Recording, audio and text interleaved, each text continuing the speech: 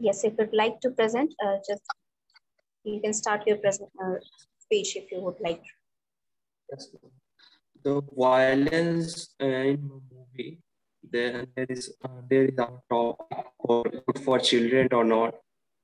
According to the lot of research and lot of research paper, there are two aspects of violence, such as positive and one is negative violence. Most of children are uh, attract with negative ones, just like a fightings, and there are many heroes like uh, jumping from the trains and such like that activities that most of children are inspired and do same thing in real world. That the most dangerous things in movie. So their scenes are not real. They perform by CGI computer graphics, such CGI computer generated graphics too. There is some negative part, but some positive part also, such like a such like a villains heroes beat the villains and uh, win. That's such like a positive part, and a lot of children are inspired also with the positive part of the movie. Thank you. That's my all presentation. Okay Sachin, so again आपका जो speech था वो 1 minute के अंदर conclude हो रहा है. थोड़ा सा और डाटा आपको इंक्लूड करना चाहिए था. ठीक है. एंड स्टैटिस्टिक आपने कुछ इंक्लूड किया, दैट वाज गुड. ठीक है. अपना ओपिनियन आपने डाला, that was also good. That means आपका कंटेंट सही है. प्रेजेंटेशन में थोड़ा सा मैं इसलिए जज नहीं कर पा रही हूँ क्योंकि आपका वक्त शायद सही नहीं था, तो थोड़ा वॉइस इंटरप्रेट हो रहा था. बट स्टिल यहाँ पर थोड़ा सा जो है फ्लो में आपको डेवलप करना पड़ेगा. ठीक है. फ्लो पे थोड़ा वर्क करिए. जो भी आप प्रेजेंट कर रहे हैं स्पीच, उसका थोड़ा तैयारी करके फिर उसके बाद यहाँ पे प्रेजेंट करेंगे. हालांकि आई माइट से कि आपका लास्ट जो प्रेजेंटेशन था, लास्ट जो स्पीच था, उससे थोड़ा सा बेटर हुआ है. That means you must have practised it before presenting here. तो प्रैक्टिस करते रहिए, you will get improvement very well. Okay. Thank you ma'am. Okay. चलिए, तो सचिन ने प्रेजेंट कर दिया है. नेक्स्ट अदर 3 स्टूडेंट, 3 और स्टूडेंट थे जिन्होंने मुझे कहा था कि वो आज का स्पीच आज के क्लास में प्रेजेंट करेंगे अपना speech. 31 Abhishek, is he present? Batch 2 31 roll number Abhishek present है? नहीं, ही इज नॉट प्रेजेंट. चलिए, batch 1 roll number 1 Abhimanyu. Abhimanyu, yes, you are present. Abhimanyu, are you prepared for your speech?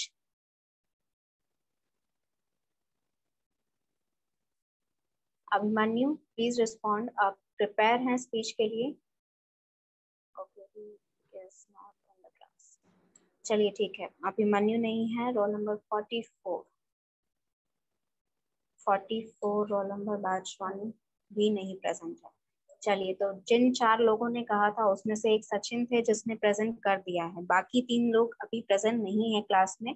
Rest of the students जो हैं, अगर जिन्होंने present नहीं किया है अपना speech, you have the time duration now, you can present it. ठीक है. और कल कुछ बच्चों ने रिस्पॉन्ड नहीं किया था जब मैंने उनका नाम बोला था, तो मैंने उनको अटेंडेंस नहीं दिया है. I am telling you this. ठीक है. अगर आप क्लास में रिस्पॉन्ड नहीं कर रहे हैं, that means you are not taking the class itself. तो कोई फायदा नहीं है. यहाँ पर सिर्फ ज्वाइन कर लेने से आपको अटेंडेंस नहीं मिलेगा. आपको यहाँ रिस्पॉन्सिव भी होना पड़ेगा. Roll number 5 batch 1 Ashish Kumar, are you able to hear my voice? Roll number 1 batch 1 roll number 5 batch 1 roll number 5 Ashish Kumar, are you able to hear my voice?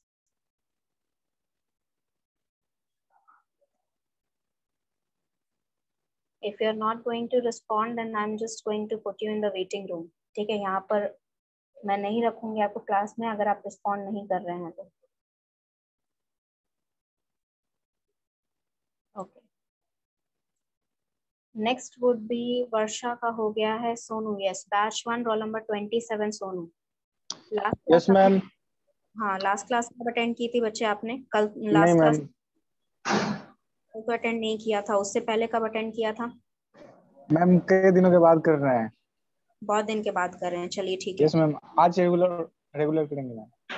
Okay, so the topic that we are discussing here, topic जो मैंने दिया था that is television violence and children. Yes ma'am. ठीक है, topic मैं briefly आपको समझा दे रही हूँ। यहाँ पर टेलीविजन में जो वायलेंस होता है, ठीक है, किसी चीज से रिलेटेड कैसा भी वायलेंस हो रहा है, उस पे जो बच्चे हैं specially under the age of 6 and 5, इस तरह की या इससे नीचे के जो बच्चे हैं जो इन सभी चीजों को देखते हैं, उनके कार्टून में या मूवीज में जो वो अट्रैक्ट करते हैं मूवीज, इन सभी यस में मैम।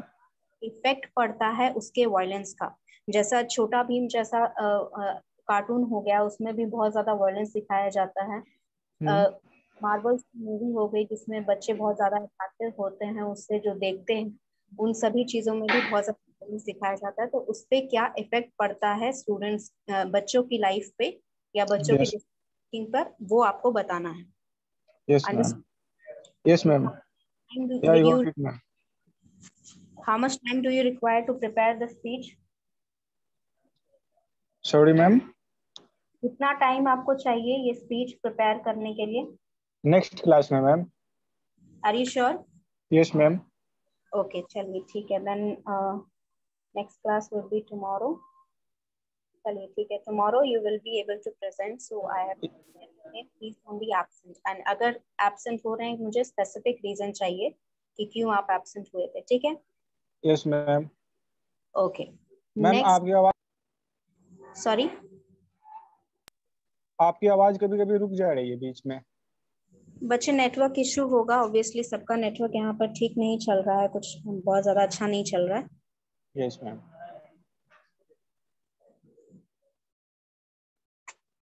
चलिए, next would be roll number 27 हो गया, roll number batch 2, roll number 10 ले चुके हैं, रोल नंबर 13।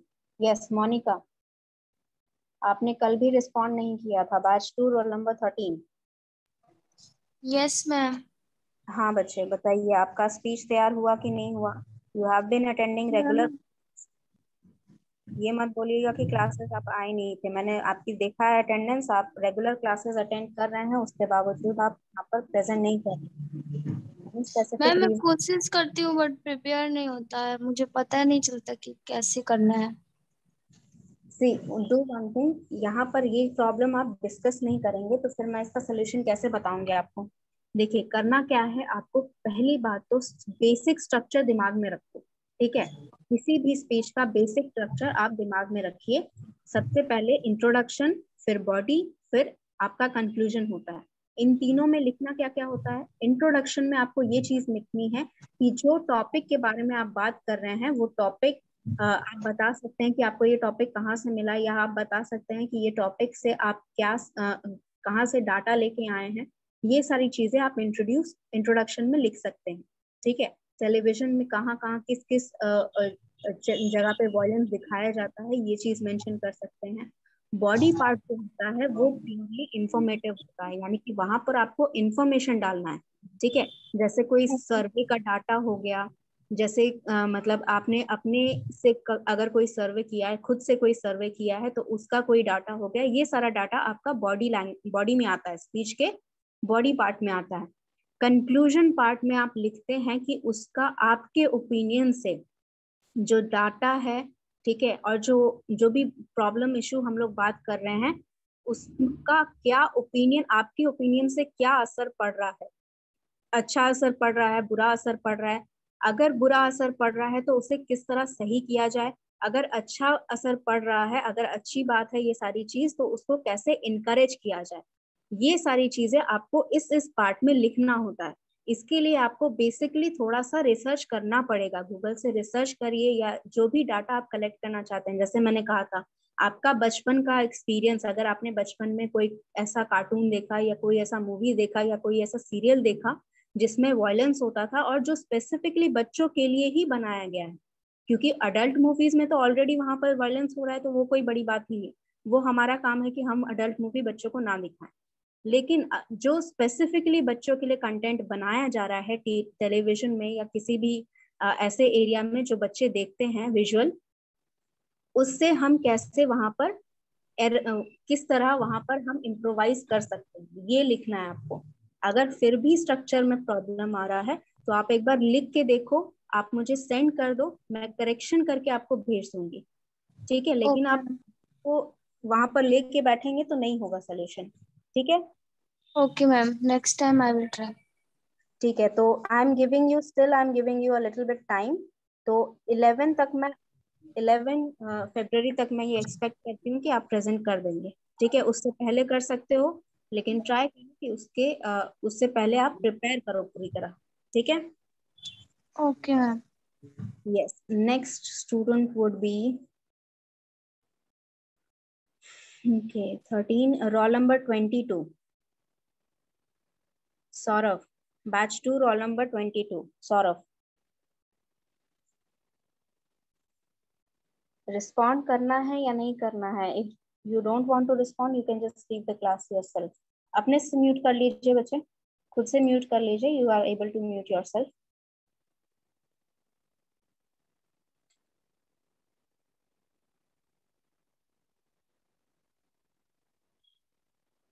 अनम्यूट कर लीजिए बच्चे, सौरभ अपने से अनम्यूट कर लीजिए।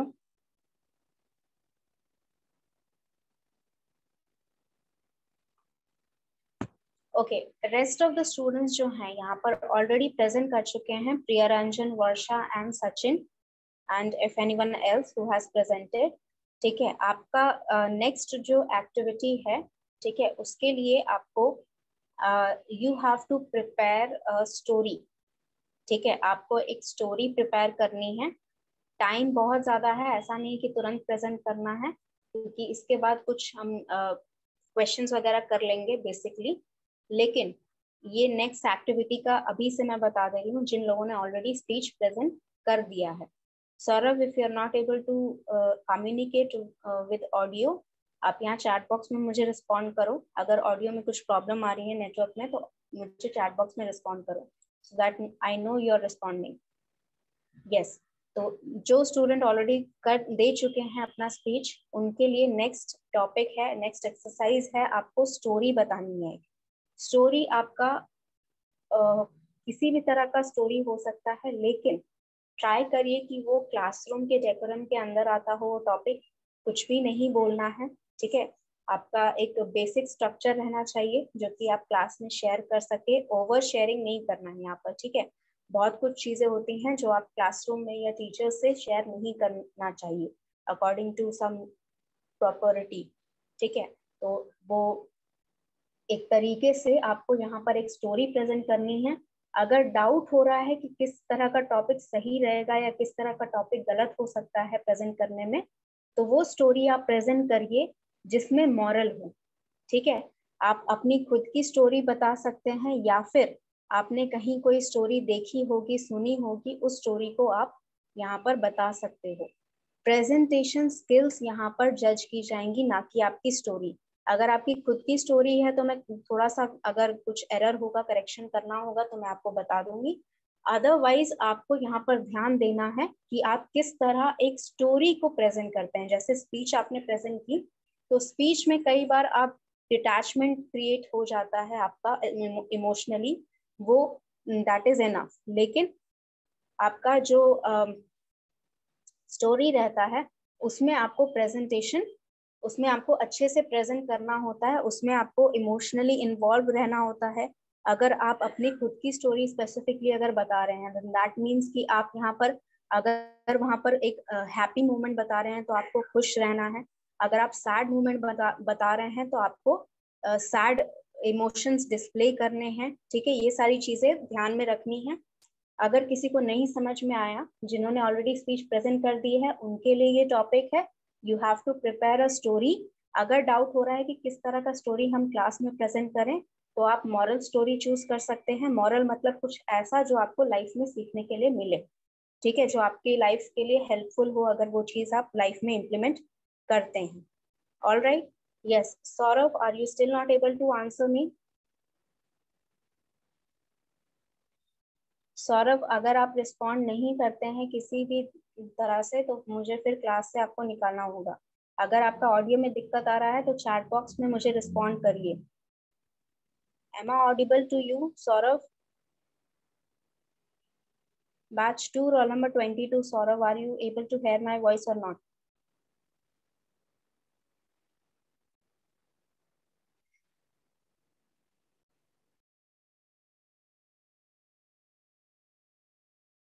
Okay. Yes, next would be, okay, next would be 27 हो गया। Batch 2 43 Anand. Batch 2 roll number 43 Anand. Are you able to hear my voice? Please respond. Yes, batch 1 roll number 1 Abhimanyu. बच्चे, आपने आज कहा था कि आप अपना स्पीच प्रेजेंट करेंगे। Are you able to present your speech today? Have you prepared your speech Abhimanyu?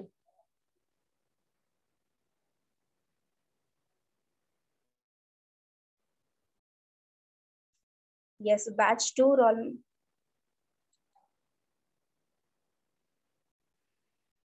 You are not able to.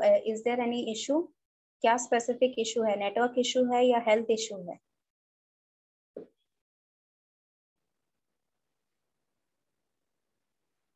जल्दी रिस्पॉन्ड करिए, क्या प्रॉब्लम है आपको, किस वजह से यहाँ पर आप प्रेजेंट नहीं कर पा रहे हो? यस, बैच 2 रोल नंबर 28 शैम्स, आपने कहा था थर्सडे को प्रिपेयर करेंगे। Have you prepared? थोड़ा सा भी प्रिपरेशन आपने किया है? Can you show me the progress?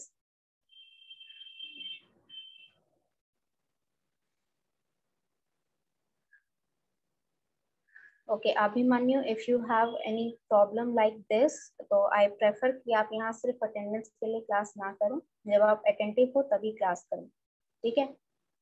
Yes, batch 2 roll number 43 Anand, please respond.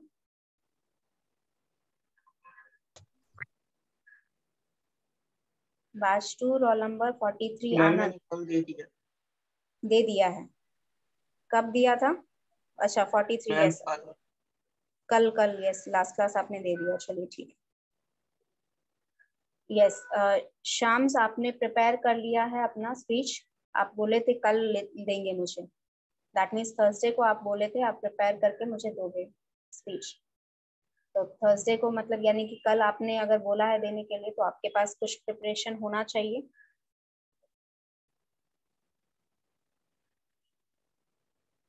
Yes, batch 1 roll number 42 आकाश पांडे, आपका ऑडियो क्यों नहीं कनेक्टेड है?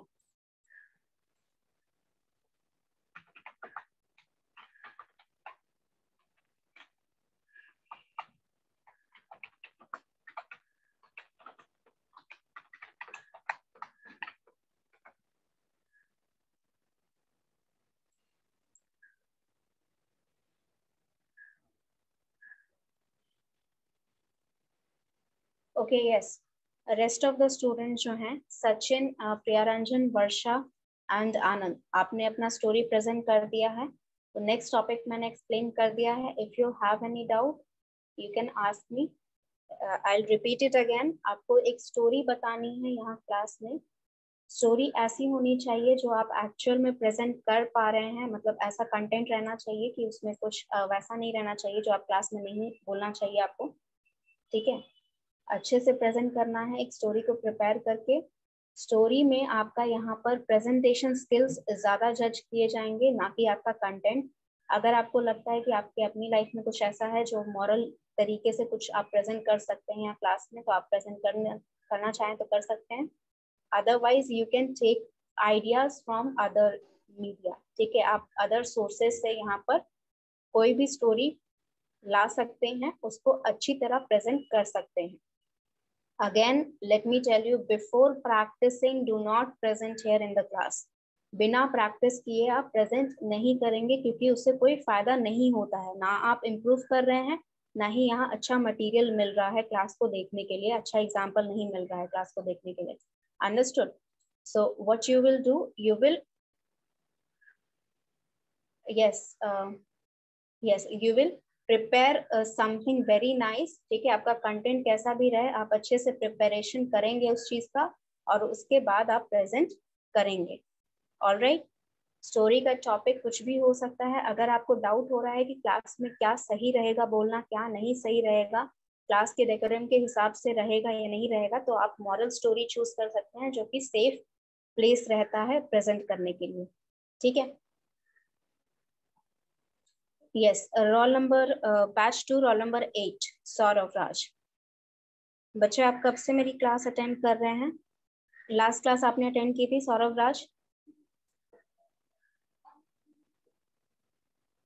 Batch 2, roll number 8, Saurav Raj. Can you hear my voice?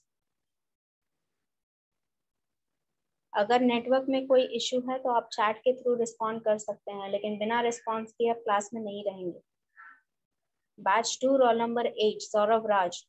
Yes ma'am. Yes. तो आपने यहाँ स्पीच प्रेजेंट कर दिया है टेलीविजन वायलेंस एंड चिल्ड्रन पे.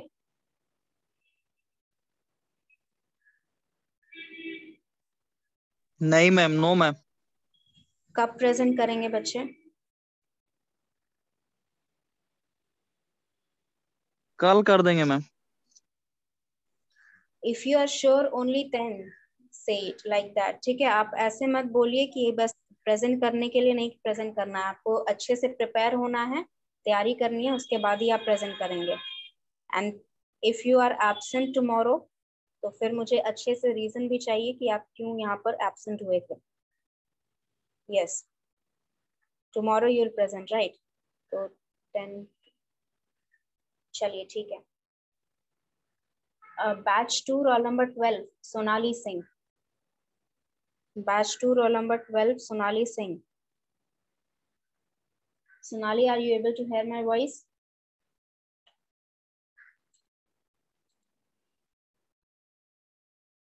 Sonali, are you able to hear my voice or not?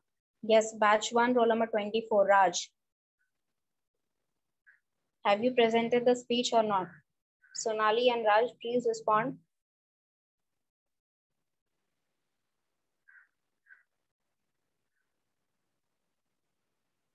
See, if you are not going to respond ना, यहाँ पर क्लास में बैठने का कोई फायदा नहीं है. नेटवर्क इशू है तो चैट बॉक्स के थ्रू आप रिप्लाई करिए, लेकिन रिप्लाई करिए जितना जल्दी हो सके. यहाँ पे मैं रिप्लाई का वेट करती रहती हूँ, and you are just sitting there, just logging in the class and sitting there, जैसे यहाँ कोई प्रवचन चल रहा है और आप सुनते रहेंगे. Yes, batch 1, roll number 24, Raj. Please respond.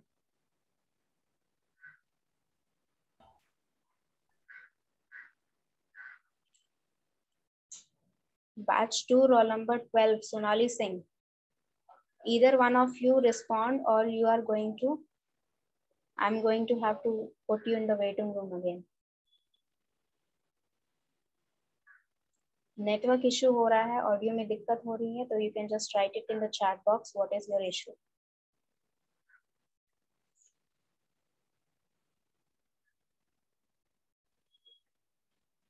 Okay. So if you are not going to respond, तो मुझे यही करना पड़ेगा कि आपको क्लास में बाहर निकाल. Yes, तो अभी क्लास में जितने लोग हैं उसमें से सोनू, मोनिका और सौरभ, आप लोग कल प्रेजेंट करेंगे. शाम्स ने भी कहा था वो कल प्रेजेंट करेगा, तो आई बिलीव कि वो कल प्रेजेंट कर देना चाहिए. ठीक है, मुझे उससे ज्यादा डिले नहीं चाहिए. एक ही टॉपिक को मैं बार बार रिपीट नहीं करूंगी. Abhimanyu. Okay ma'am.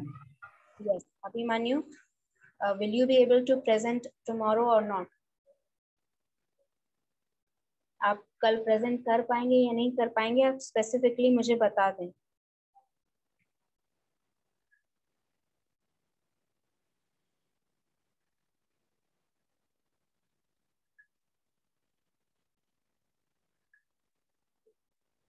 Yes, okay.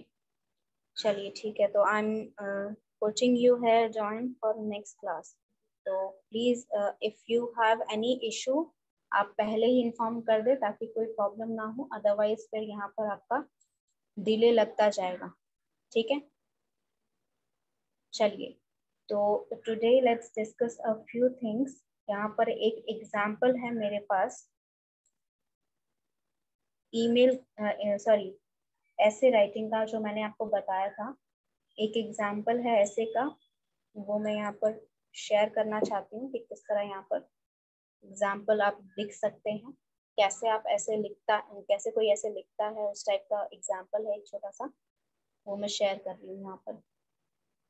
Just give it a minute.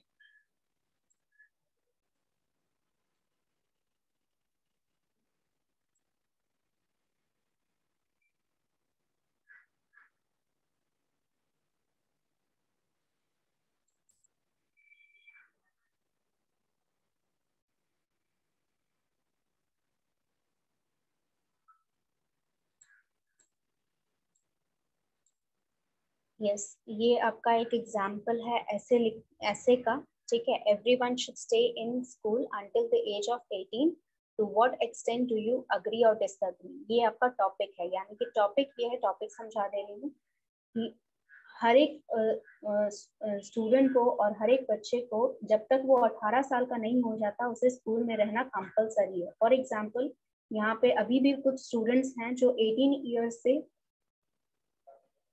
Years से पहले ही स्कूल से क्वालिफाइड हो जाते हैं, क्योंकि हमारा जो सिस्टम है उसके अकॉर्डिंग अगर आप 5 ईयर्स की as per first class join करते हैं, ठीक है, अगर आप 5 ईयर्स की एज पर अगर आप फर्स्ट क्लास ज्वाइन करते हैं which is the actual as, minimum age required for first class, तो वहां से अगर आप 12 ऐड करें उसमें, ठीक है, तो वहां पर आपकी एज कितनी हो जाती है 17। तो यानी कि आप मोस्ट प्रोबेबली बहुत सारे जो बच्चे होते हैं वो 18 ईयर्स की एज से पहले ही स्कूल से क्वालिफाइड हो जाते हैं, 12 पास आउट कर जाते हैं और कॉलेज में जाने का प्रिपरेशन करते हैं। तो ये कहना चाह रहा है कि 12 क्लास की मतलब 18 तक की एज तक जितने स्टूडेंट्स हैं उन्हें स्कूल में ही रखा जाए। तो इस चीज से, इस बात से आप कितना अग्री करते हैं और कितना डिसअग्री करते हैं ये आपको बताना है। फर्स्ट ऑफ ऑल ये चीज मैंने आपको उस क्लास में बताई थी जब मैं आपको ऐसे राइटिंग के कुछ टिप्स दे रही थी, उसमें मैंने वो चीज बताई थी कि कभी भी किसी भी ऐसे में जब भी आप ऐसे लिख रहे हैं, आपका जो भी टॉपिक है यहाँ पर पूछा गया है कि कितना आप एग्री करते हैं, कितना आप डिसएग्री करते हैं, तो यहाँ पर एक्सटेंट पूछा गया है, यानी कि degree of level of agreement and level of disagreement पूछा जा रहा है। तो यहाँ पर आपको ये नहीं मतलब बताना है कि आप अग्री भी कर रहे हैं और आप डिसएग्री भी कर रहे हैं, इस तरह का कोई स्टेटमेंट नहीं आना चाहिए। या तो आपके सारे पूरा स्टेटमेंट्स जो हैं, जो भी यहाँ पर आप अपना ओपिनियन डाल रहे हैं, जो भी कंटेंट आप डाल रहे हैं, तो यहाँ पर सभी, अगर आप अग्री कर रहे हैं तो सभी स्टेटमेंट यही दिखाने चाहिए कि आप अग्री कर रहे हैं। अगर आप डिसएग्री कर रहे हैं तो सभी स्टेटमेंट यही दिखाना चाहिए कि आप डिसएग्री कर रहे हैं। तो let's find out what this is about, यहाँ पर किस चीज से एग्री हो रहा है या डिसएग्री हो रहा है। It is often said that if you want to succeed in life, you need a proper education. I would agree with this, but it is debatable whether a proper education means having a stay in school until you are 18. यानी कि ये जो है ये disagree कर रहा है एक तरह से, आपका ये क्लोजिंग आपका ओपनिंग स्टेटमेंट जो है ये डिसएग्री कर रहा है। इसका मतलब क्या हुआ, यहाँ पर कहा यह जा रहा है कि देखिए स्टार्टिंग लाइन इन्होंने क्या कहा कि अगर आपको सक्सीड करना है तो ऐसा प्रॉपरली कहा जाता है कि आपको प्रॉपर एजुकेशन चाहिए होता है सक्सीड करने के लिए लाइफ में। यानी कि एक तरह से यहाँ पर एक प्रोवर्ब्स यूज करके या फिर एक ऐसा स्टेटमेंट यूज करके जिसमें जो हर बच्चे ने सुना होगा वो स्टेटमेंट यूज करके यहाँ पर इन्होंने ओपनिंग शुरू की। जिसने भी ऐसे लिखा है उसने यहाँ पर ओपनिंग शुरू की ऐसे लाइन से, जो लाइन हर एक बच्चे ने देखी होगी, सुनी होगी, ठीक है, पढ़ी होगी। आपको बचपन में या अभी भी बोला जा रहा है कि प्रॉपर अगर एजुकेशन आप कर लेते हैं, अच्छी तरह से आपको क्वालिफिकेशन हो जाती है अच्छे कॉलेज से, तो आप सक्सीड कर जाएंगे लाइफ में। This is the thing that you keep hearing from your parents, from other adults. यही सारी चीजें आप हमेशा बचपन से सुनते आए हैं, ठीक है। लेकिन क्या ये जरूरी है कि आपका प्रॉपर एजुकेशन के लिए आपको 18 इयर्स तक स्कूल में ही रहना पड़े? ये डिबेटेबल है। डिबेटेबल यानी कि इस पे डिबेट की जा सकती है, इस पे अग्रीमेंट डिसएग्रीमेंट दोनों हो सकता है। बहुत लोग डिसएग्री करेंगे, बहुत लोग अग्री करेंगे। All right, Perhaps the strongest reason not leaving school early is that it prepares you for your working career. जो इसका मतलब क्या है कि सबसे स्ट्रॉन्ग रीजन जो है कि आप एक पर्टिकुलर एज में यानी कि 18 तक आप स्कूल में ही रहें, इसका स्ट्रॉन्गेस्ट रीजन यही है कि एक स्पेसिफिक एज आने तक आप करियर के लिए, वर्किंग करियर के लिए क्वालिफाइड नहीं रहते हैं। ठीक है, अगर आप 16 इयर्स में या 14 इयर्स में वर्क करने जाएंगे, हालांकि legally you are allowed to work after 14, ठीक है, चाइल्ड लेबर वाला जो केस है उसमें जो भी रूल्स हैं उसके अकॉर्डिंग 14 इयर्स के बाद आप वर्क कर सकते हैं। लेकिन क्या ये सही रहेगा कि हम किसी 14 ईयर ओल्ड बच्चे को, जिसके पास प्रोविजन है कि वो अच्छा एजुकेशन पा सकता है, उसे हम एक करियर ड्रिवन या फिर एक जॉब में फंसा दें या फिर जॉब करने दें, उसे करना चाहिए या नहीं चाहिए, ये डिबेटेबल है। ठीक है, if you leave school early with only a basic education, you are unlikely to be able to find any skilled work. से यहाँ पर सिर्फ स्कूल मतलब सिर्फ 12th की पढ़ाई नहीं, यहाँ पर आपके कॉलेज की एजुकेशन भी यहाँ पर इंक्लूड की जा रही है। ठीक है, कॉलेज का एजुकेशन भी इंक्लूड किया जा रहा है, क्योंकि जॉब प्रोफाइल के लिए आपको 12th का सिर्फ 12th का जो आपका रहेगा education, that is not enough for specific jobs.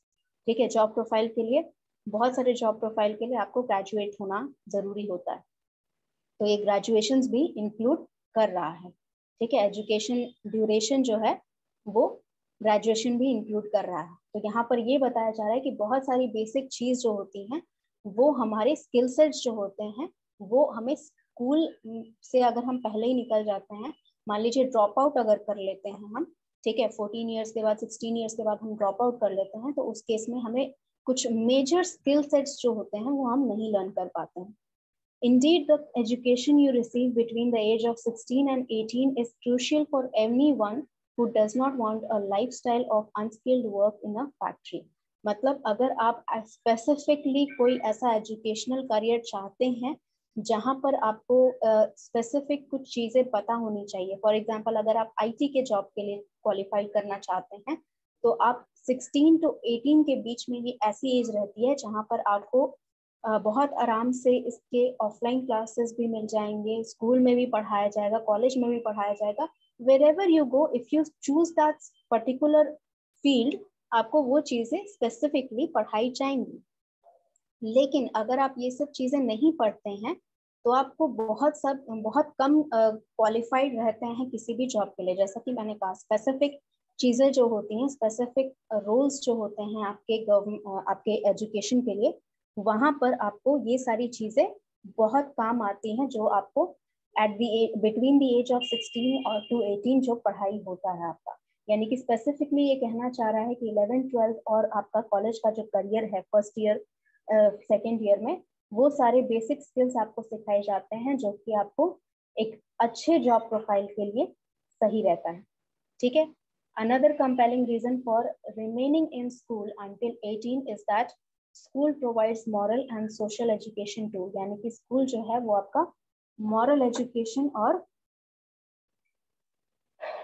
और सोशल एजुकेशन भी बताता है। यानी कि मॉरल एजुकेशन और सोशल एजुकेशन का मतलब क्या हुआ कि आपको किस तरह, किस सोसाइटी के किस पर्सन से बिहेव करना है, ये आपको कहीं और नहीं बताया जाएगा। ये स्पेसिफिकली आपको स्कूल में बताया जाता है, आपके पेरेंट्स समझा सकते हैं, लेकिन उस तरीके से नहीं जिस तरीके से आप एक स्कूल या एजुकेशनल इंस्टीट्यूट में सीखेंगे। ठीक है, this is particularly important for people between 16 to 18 who have many temptations and benefits from the organized framework that school provides। यानी कि आपको बहुत सारी ऐसी चीज होती है जो स्कूल के बेनिफिट्स, स्कूल के ड्यूरेशन में, ठीक है, स्कूल का जो फ्रेमवर्क होता है, ऑर्गेनाइज्ड फ्रेमवर्क, ठीक है, आपके लिए वर्कशॉप्स कराए जा सकते हैं, आपकी जो टीचर्स होती हैं वो आपको सही तरीके से मतलब आपका मैनरिज्म चेक करते हैं। ठीक है,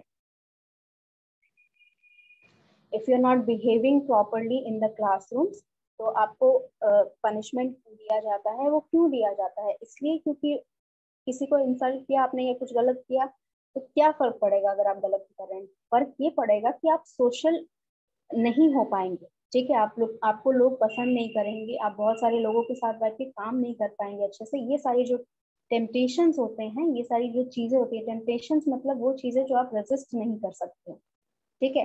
तो जो टेम्पटेशंस होते हैं ये आपको 16 to 18 के बीच में स्कूल के या किसी भी एजुकेशनल इंस्टीट्यूट के फ्रेमवर्क में ये सारी चीजें सिखाई जाती हैं। Young people who stay in school until the age of 18 tend to be more reasonable and help build a stronger society.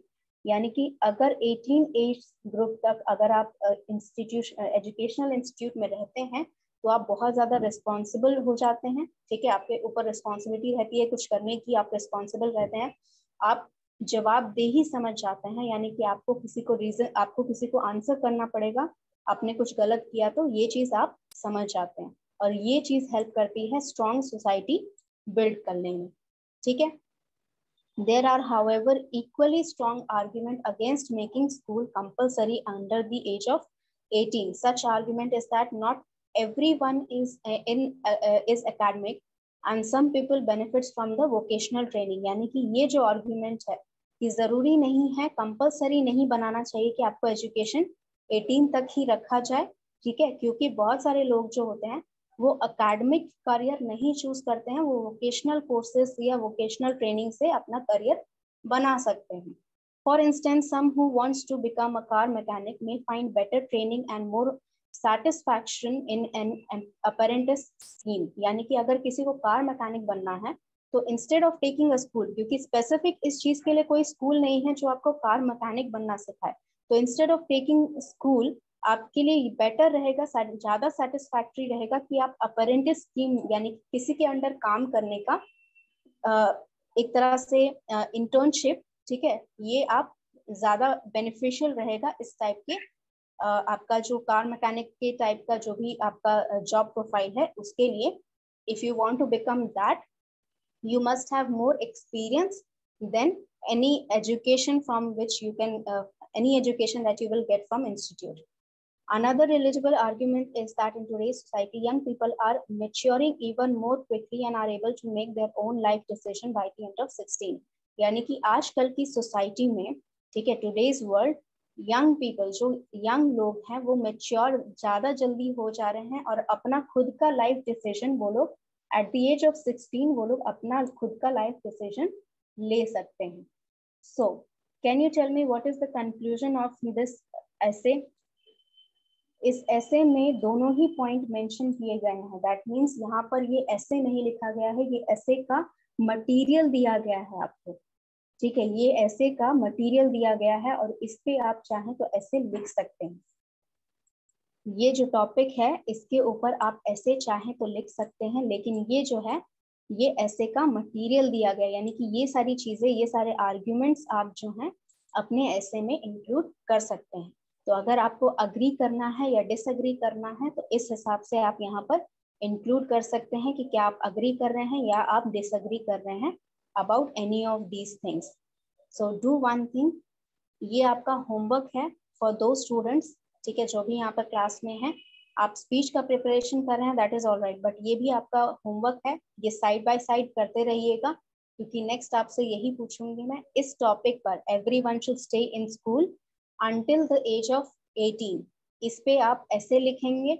School का मतलब ये नहीं है कि स्पेसिफिक 12th तक जो स्कूल करते हैं वो, स्कूल का मतलब कोई भी एजुकेशनल इंस्टीट्यूट, ठीक है, आपका कॉलेज भी उसमें इंक्लूड है।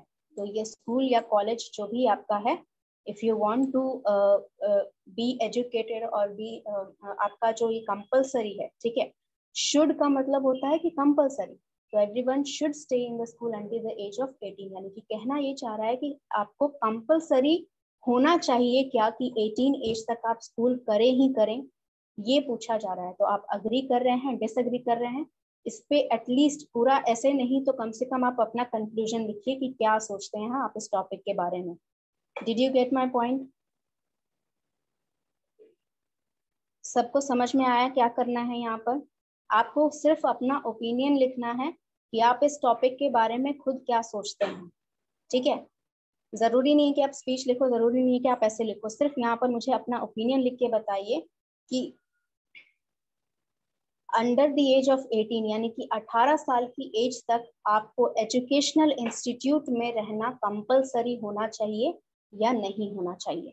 This is the question. इसके लिए आपको आंसर करना है, यस होना चाहिए, नो होना चाहिए, तो क्यों होना चाहिए और क्यों नहीं होना चाहिए। अंडरस्टूड? एवरीवन अंडरस्टूड और नॉट? बच्चे समझ में आया? रिस्पॉन्ड कर। ओके, चलिए अगर समझ में आ गया है then let's do one thing, let's end this class here, क्योंकि इससे ज्यादा फिर लंबा खींचना कोई मतलब नहीं होगा। एंड नेक्स्ट क्लास जो भी प्रेजेंट करने बोले हैं, yes include that in your answer. ठीक है, अच्छे से एक बड़ा लंबा आंसर अच्छा खासा सोच लीजिए कि ये क्वेश्चन जो है ये आपका 10 मार्क्स का आया है और ये क्वेश्चन आपको आंसर करना है। किस तरह आप आंसर करेंगे इसे आप लिख के बताएंगे मुझे। तो जितने भी लोगों ने कल कहा है प्रेजेंट करने के लिए speech, please do not be absent. अगर आप एब्सेंट रहेंगे तो मैं स्पेसिफिक रीजन चाहिए मुझे कि क्यों आप एब्सेंट हैं। All right, so I have taken the attendance. There is no need for worry about that, and let's end this class here. Okay.